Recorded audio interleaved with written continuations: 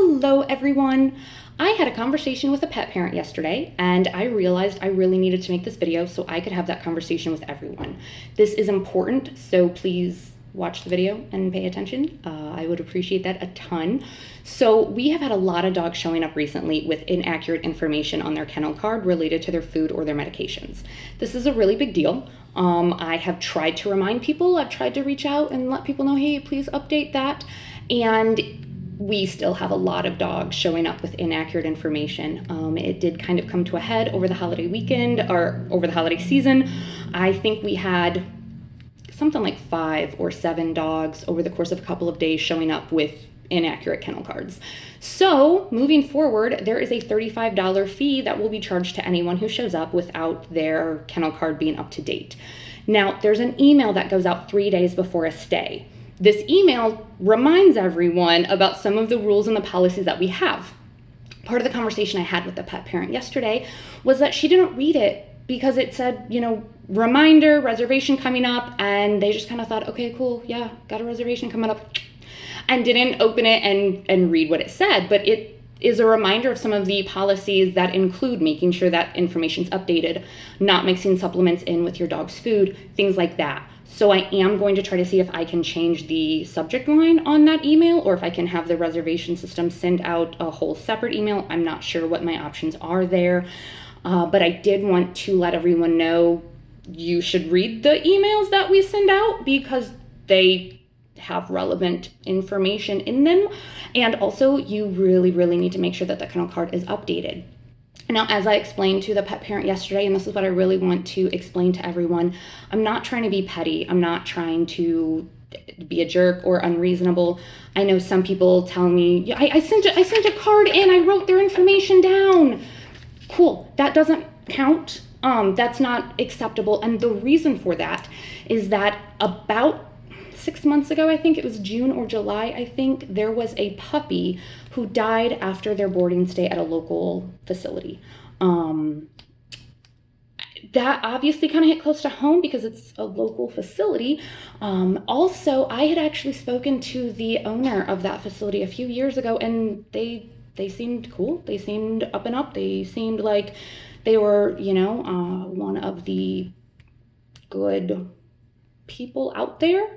I do want to be very clear that I don't know what happened. I was not there. I am not suggesting on either side who was at fault for this puppy's death, but at the end of the day, a puppy died after a boarding stay, and that's a problem. The puppy also died after they left. So that got me to think, okay, so what documentation do we have? What documentation do I keep? How long do I keep it? If something happened where a dog left alive, left my care, and then shortly after was dead, what do I have? And again, I'm not suggesting one way or the other what happened with this puppy. The reality is that things can happen.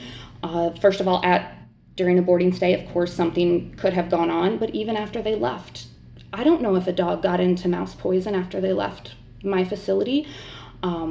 Again, not suggesting that happened, but that's how my brain works. My brain goes to, oh no, what's the worst thing that could happen and how do I prevent that? And I realized that could be challenging if somebody did leave and say, hey, I told Shelly XYZ, they did not do that, and now my dog's dead. If all I have is, well, no, they gave me this card, that pet parent could easily say, no, I didn't write that down. Or, well, no, you can look at the information online. These are the directions that I gave. Anything like that could happen. The great thing about the reservation system is that everything is timestamped. So every single change that is made is logged when it was made and who made it. So if it was me, if it was the iPad downstairs that we use, if it was a pet parent, it shows where that came from. If it was a reservation manager that I've hired, they have their own login. So all of that is tracked. This is what a kennel card looks like. This is mine. I made one for my dog so that I wouldn't be sharing other people's information. But as you can see, there are boxes for the days that the dog is going to be here. This means that she takes medication. And then we've got check boxes here for when the medication has to be administered. So what we do with these is we actually will track not only that the dog has been given their medications or their food, we also track how much they've eaten. So we'll do a check mark, yep, this dog was fed this amount for breakfast. And then if later on we see, you know, they've only eaten half of it, we go back and we mark that down. So if you show up and you're saying, oh, I've changed their feeding schedule, oh, I've changed their medications, this is what I have to follow.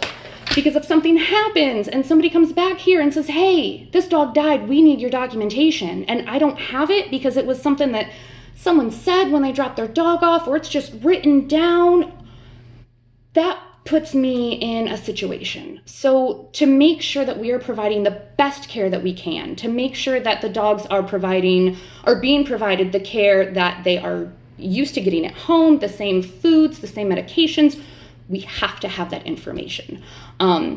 If anybody has questions, feel free to reach out. If this is a conversation you feel like you need to address more, I'm more than happy to explain that.